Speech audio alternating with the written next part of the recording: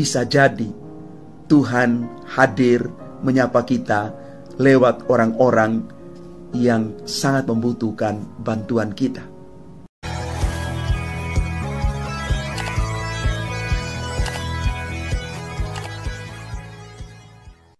Salam Bapak Ibu, Saudara dan Saudari, sahabat-sahabat garam dunia yang terkasih.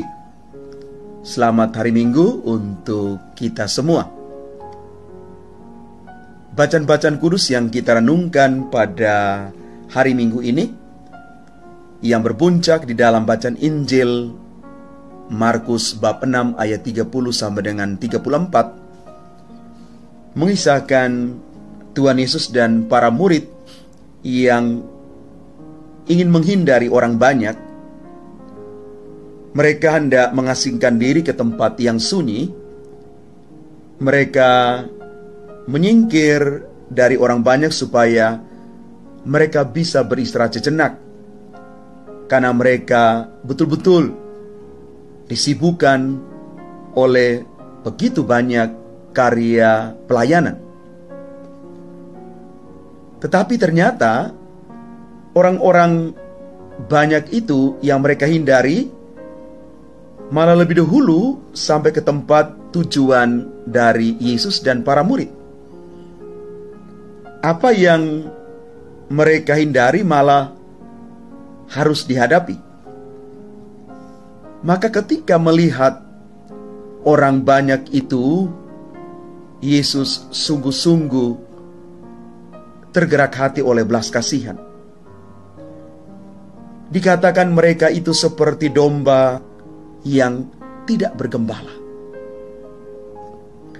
Lalu Yesus mulai mengajarkan banyak hal kepada mereka.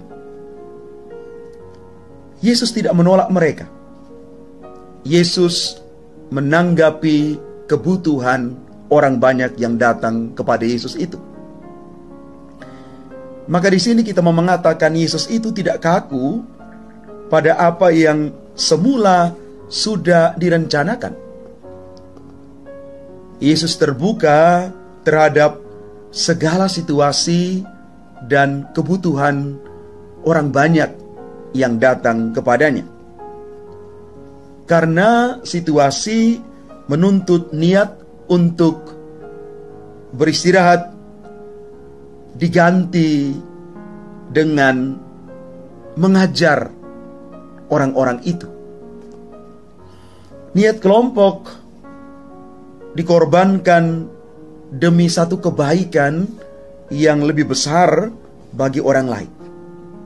Bapak Ibu, inilah kehendak Allah yang tidak dapat dikekang dan sering tidak bisa kita hindari, apalagi kita menggunakan rencana kita manusia. Maka sebenarnya kita sebagai orang-orang beriman dipanggil untuk senantiasa terbuka terhadap kehendak Allah yang seringkali muncul dalam situasi yang tidak kita duga. Dan rencana Allah ini sebenarnya sungguh-sungguh hanya untuk kebaikan sesama. Bapak, Ibu, Saudara dan Saudari umat Tuhan yang terkasih, dari bacaan-bacaan kudus hari ini, terlebih bacaan Injil, kita mau belajar bahwa belas kasih itu adalah keutamaan Kristiani yang menjadi landasan dari seluruh hidup panggilan karya pelayanan kita. Dan selanjutnya, muara dari belas kasih itu perlu kita ejawantahkan, kita nyatakan di dalam karya-karya kasih, di dalam karya-karya pelayanan.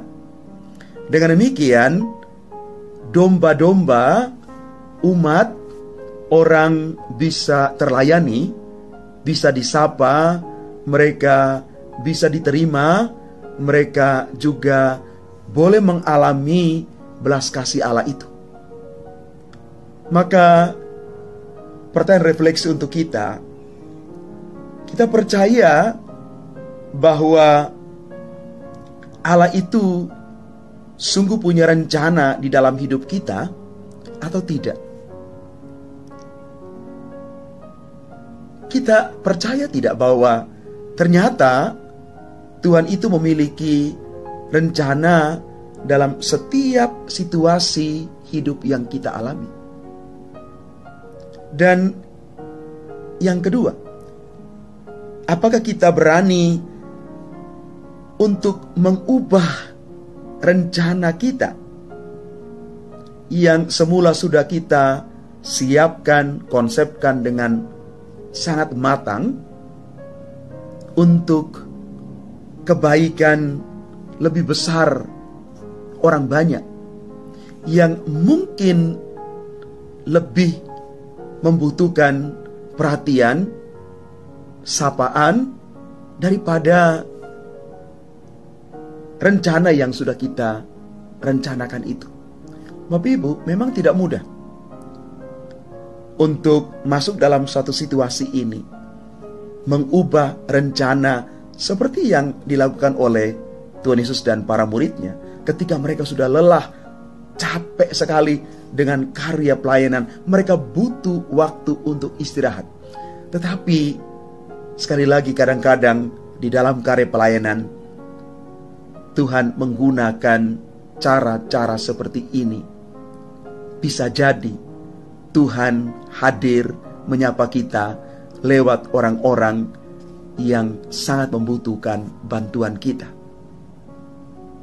Mari Bapak Ibu, saudara dan saudari yang terkasih, kita bangkitkan dalam diri kita semangat belas kasih yang adalah keutamaan Kristiani itu, sehingga kita siap di dalam jalan hidup kita ini sungguh-sungguh mempunyai iman yang hidup, iman yang berbelas kasih. Tuhan memberkati kita sekalian. Amin.